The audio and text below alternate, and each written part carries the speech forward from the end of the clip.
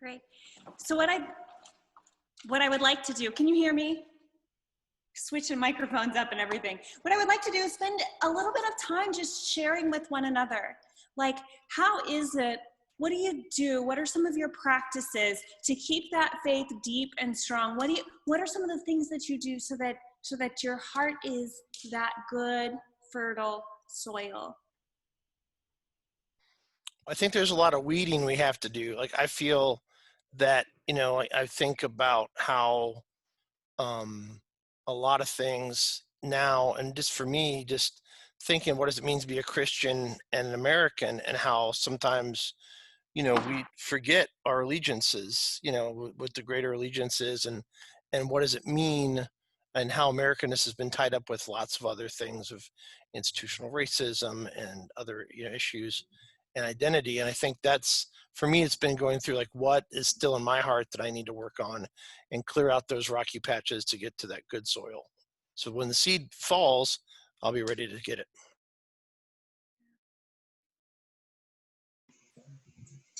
I love this. I've always loved this parable, I think, because I love the natural world so much.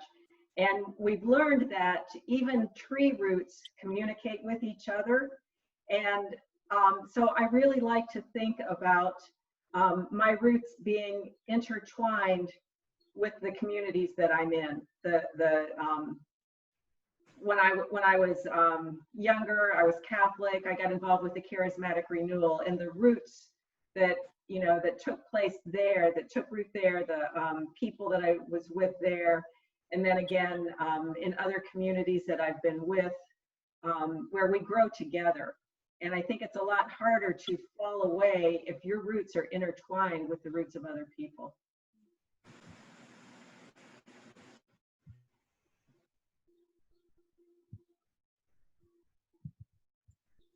I've taken on a new prayer for myself.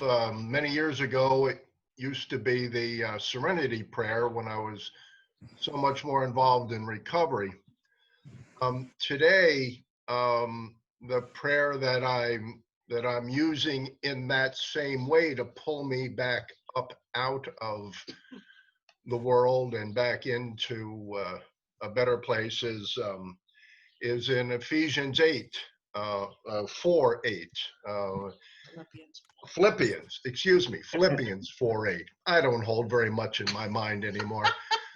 But in there, it tells me to think about whatever is honorable and true and pure and lovely, and if I can think about things that are admirable or worthy of praise.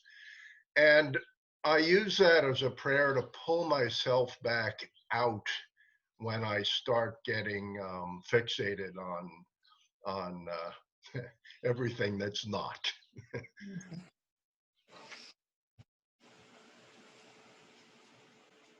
Well, Don, I think that scripture you're talking about is, I can do all things through Christ who strengthens me. Isn't that it, I believe? No? Oh, you're muted, Don. Sorry. Philippians 4:8. And what is that? It is, well, there's much more before it, so when you go take a look, read more. Okay.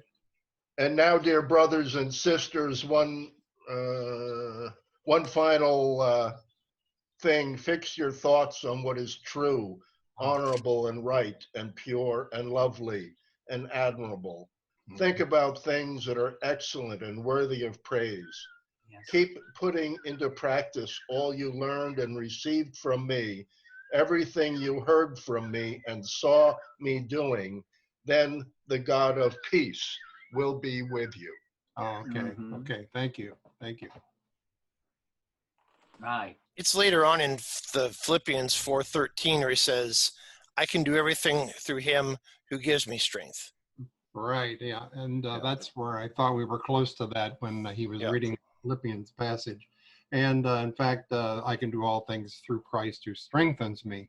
And that was my father's favorite scripture. In fact, it's on his epitaph, on his tombstone. And Exactly. so that's always been a favorite scripture of mine too.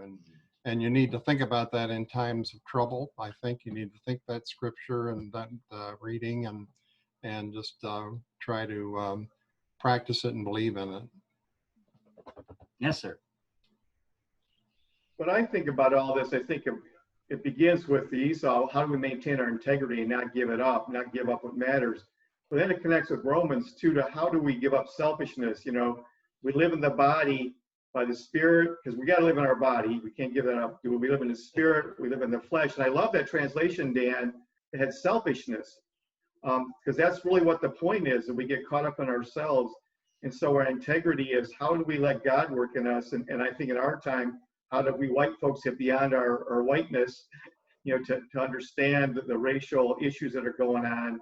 And that, to me, that holism is where we're at, not an otherworldly spirit, but how do we live the Spirit in this life, and how do we keep walking in? So I think it's practice, you know, it's not just study, but it's reading, it's doing those things, and it's gathering together. You know, being with you all is that kind of source. And I think when Mary Sue, that the roots we have together, you know, really build us up. I think part of our selfishness is our opinions and how we look at the world, and especially in these times, I've seen where many of my attitudes or opinions have been false. You know, that they're really not in line with the mind of Christ. And I think we're also blessed at this time where we have a lot more alone time than we've ever had before. I find myself needing that still point of talking to Jesus, and I find myself doing it more. And if you were walking your whole life with Jesus, you would probably behave yourself a lot more. So I do feel, though, that we have the mind of Christ inside us in our true self. That's the way he designed us. It's just that we've got to let our false self fall away. And all of our there's a difference between wanting to be right and wanting to be loving. There's a difference. Yeah, and I thank you, Dan. I agree with that. Like, and I believe that it's in those quiet times, like you said. Now we have so much more time to be alone, to be silent, to be quiet.